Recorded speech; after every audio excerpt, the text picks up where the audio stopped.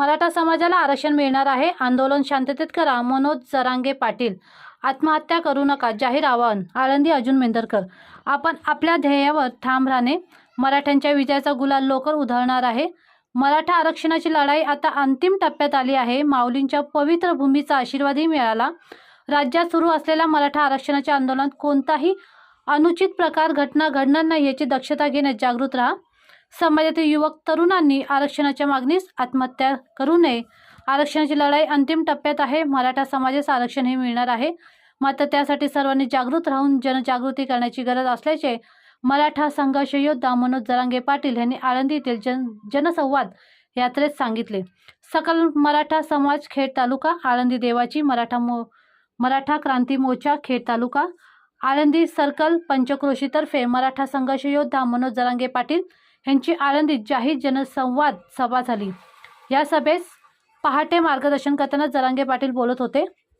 यावेळी आळंदीतून भव्य मिरवणूक, हरिनाम गजरात मराठा समाजास आरक्षण मागणी जोरदार घोषणा देत भव्य मिरवणूक झाली. यावेळी चाकण चौकात 30 फूट लांबीचा भव्य हार क्रेनच्या साहाय्याने जरांगे पाटील यांना घालीत मिरवणूक चाकण चौक, भैरवनाथ चौक, पोलीस चौकी मार्ग, शिवस्मारक इथे आली. ह्या ठिकाणी हजारो समाज बांधवांच्या उपस्थित भव्य सभा झाली. मिरवणूक मार्गावर ठिकठिकाणी पुष्पवृष्टी करण्यात आली. आळंदी पंचक्रोशीतून जरांगे यांच्या सभेस समाज मोठ्या संख्येने उपस्थित होता. रात्री उशिरा मोठ्या संख्येने आलेला समाज पाहून ते म्हणाले, पहिल्यांदा असे घडले आहे. एवढ्या मोठ्या प्रमाणात आपल्याला प्रेम मिळाले. यावेळी आळंदीतून त्यांनी राज्यातील महाराज मंडळींना आवाहन केले, समाजाच्या पाठीशी असेच कायम उभे राहा. कायद्यात सर्व नियमाचे पालन करीत उपोषण आंदोलन केले होते, मात्र शांततेत आंदोलन सुरू होते.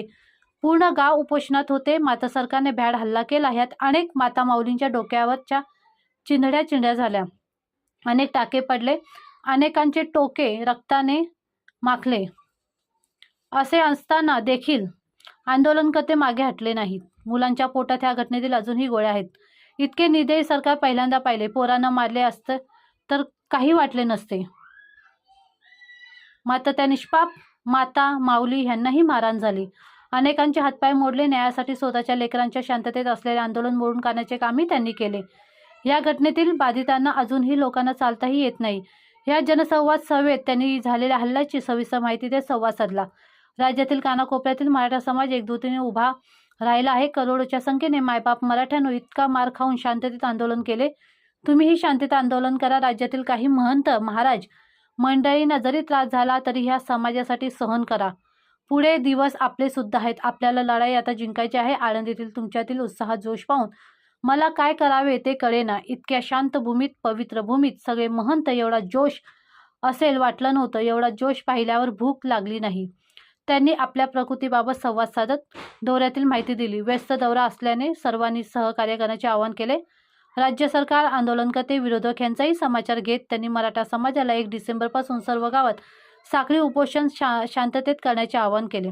24 डिसेंबरपर्यंत आरक्षण जाहीर करण्याची मागणी यावेळी त्यांनी केली. त्या सुमारे 29 लाखावर नोंदी आढळून आल्याचे सांगत आता मराठा आरक्षण घेतल्याशिवाय 1 इंचही मागे हटणार नसल्याची ग्वाही त्यांनी दिली.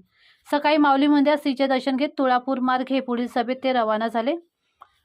माऊली मंदिरात विश्वस्त विकास ढगे पाटील यांनी श्रींचा प्रसाद भेट देत देवस्थानतर्फे स्वागत स्वतः केलं. यावेळी समाज बांधव उपस्थित होते. आळंदी पोलीस स्टेशनतर्फे चोख पोलीस बंदोबस्त वरिष्ठ पोलीस निरीक्षक सुनील गोडसे यांनी तैनात केला होता. शांततेत सभा मिरवणूक झाली. चिंबळी येथील सिद्धेश बर्गे ह्या युवकाने मराठा समाजाचे आरक्षण मिळावे ह्या मागणीसाठी आत्महत्या केली. बर्गे कुटुंबियांना भेटून जरांगे यांनी सांत्वन केले. राज्य शासनाकडून मदत व नोकरी देण्यास प्रयत्न केले जातील असेही त्यांनी सांगितले. सभेचे नियोजन आळंदी सकल मराठा समाज यांच्या वतीने उत्साहात करण्यात आले. युवक, तरुण कार्यकर्ते यांनी ज्येष्ठ समाज बांधवाचे मार्गदर्शनात परिश्रमपूर्वक नियोजन केल्याने मिरवणूक सभा यशस्वी झाली.